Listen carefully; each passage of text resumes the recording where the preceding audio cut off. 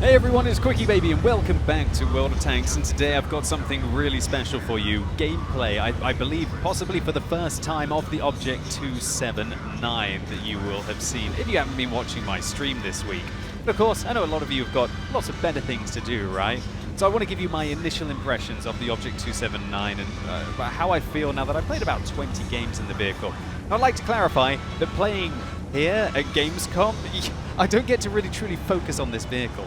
And so, you know, you're a bit distracted by all the loud noise, as you're probably also hearing on the microphone now. Try to blank it off as much as I possibly can, but yeah, you're probably going to be picking up some feedback.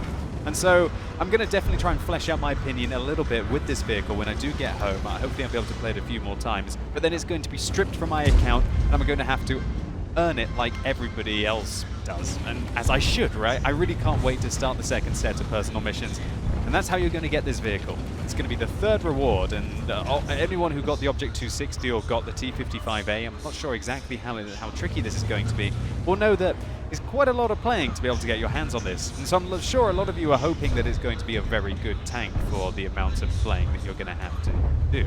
Now, my initial impressions on this vehicle.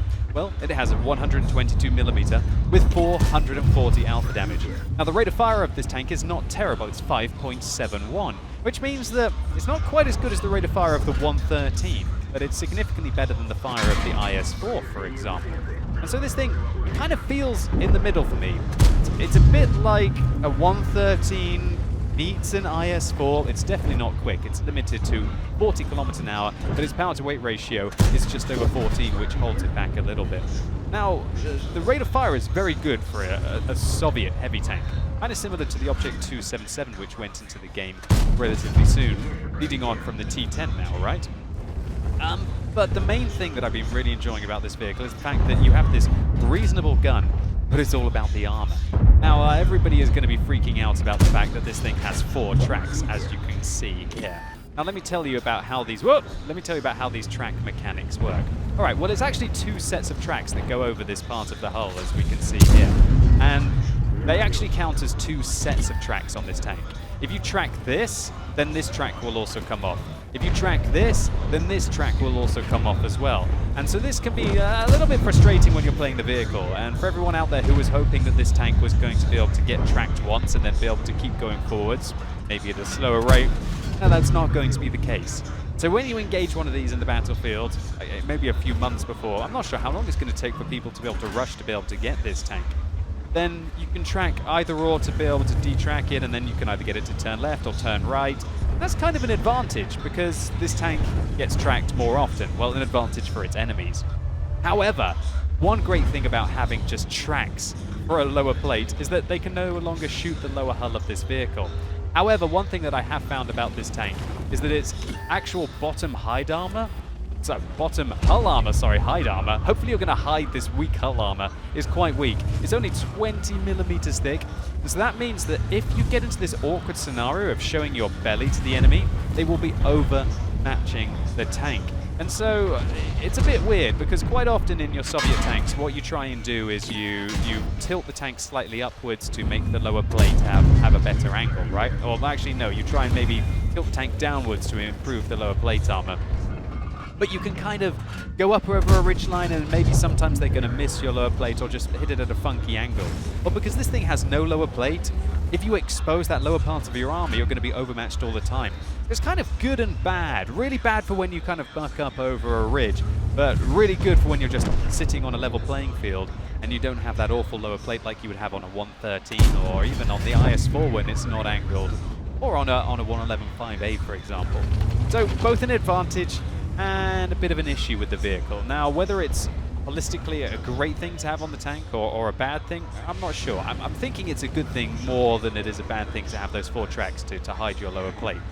Obviously, you get tracked a lot, so you're definitely going to want to have a repair crew on this vehicle, but you're going to have a repair crew anyway on your Soviet vehicles. Now, one nice thing about this tank is because it's going to be a reward vehicle, while it won't earn lots of credits because it doesn't have full-fledged premium status, it is going to have the ability to put your crew in it from your other Soviet heavy tanks. And so if you've ever wanted to just play tier 10 again and again and again, and you don't want to play the Object 260 because you don't enjoy it, maybe this one will be a little bit fun for you, and it'll be a good crew trainer. Now, a lot of you might be also asking about, what about the armor on the vehicle outside of it not having a lower plate? And I just have to highlight this moment. Oh. Now, I think he was a little bit scared to face the Object 279 early edition there. All right, now I want to talk about the side armor on this vehicle. And as we can see, it's very well angled down the side. It has kind of like a boat hull, a lot like you would have it on Object 907. See how well angled this is. So this means that if you angle it at 45 degrees and somebody shoots down the side of your tank, it's not going to go in because it's just so well angled. If they fire heat, they have a much higher chance of going in it, as I pen that Type 5 Heavy. But it just bounces armor-piercing shells all the time.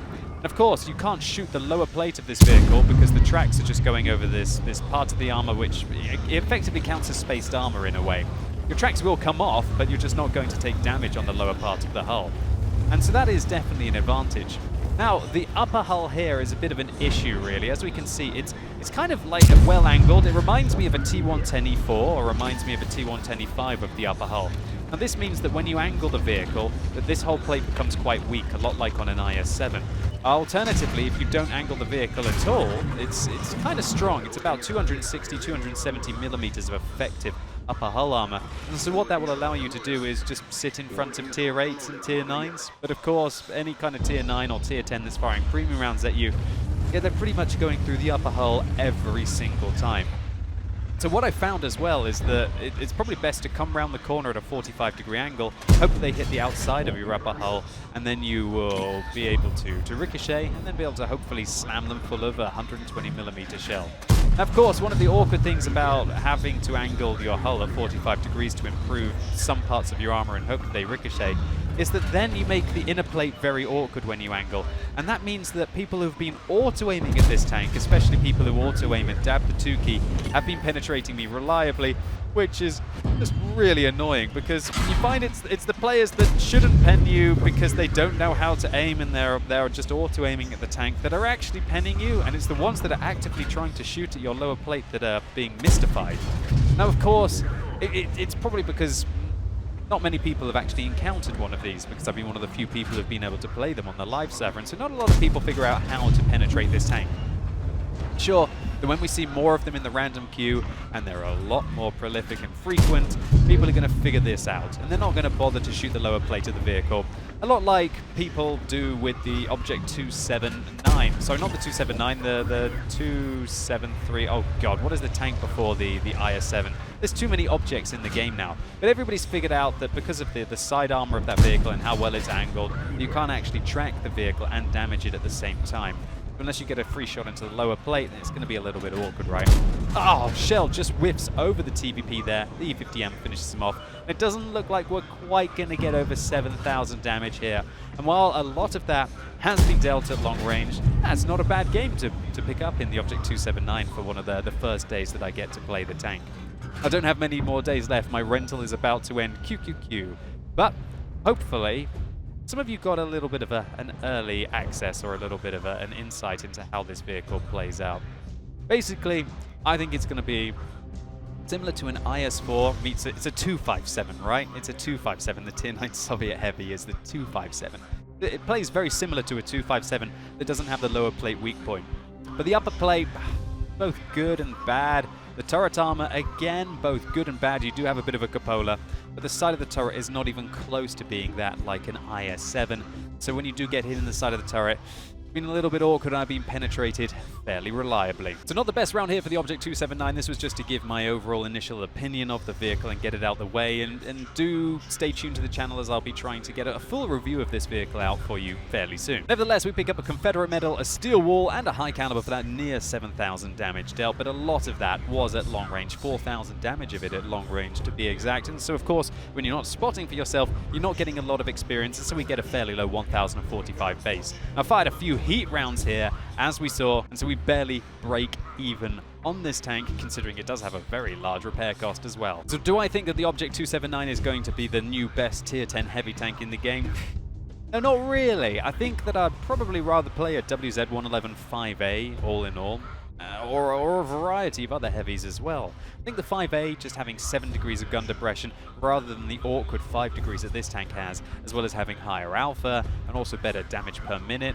kind of trumps the small benefits that you get with armor in this tank, and especially considering the 5A is also the faster vehicle. Nevertheless, if you're willing to sacrifice for the mobility, the DPM, the alpha damage, to be able to gain a little bit of resilience, then maybe the 279 will be a vehicle for you.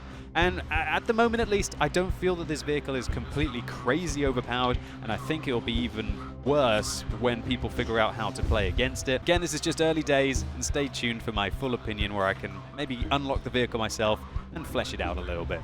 Anyway, that's it for today, ladies and gents. I hope you enjoyed this video. If you did, make sure you give it a like, but if you hated it, give it a thumbs down. And also, if you're watching this video as it's released on Saturday, it's time for another World of Tanks Tech Tree Showcase right now on twitch.tv/QuickyBaby.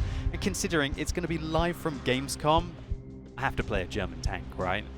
How about I play up towards my first tier 10 tank of all time, E100, and oh wow, I'm going to get to play the Tiger 2 and the E75 along the way, and so it's going to be an absolute blast. So come along right now so you can see if it's a tech tree that may be as interesting for you, or alternatively, if you already have some of those German heavy tanks, pick up a few tips and tricks along the way. And so I'm really looking forward to seeing as many of you right now on twitch.tv/QuickyBaby as possible.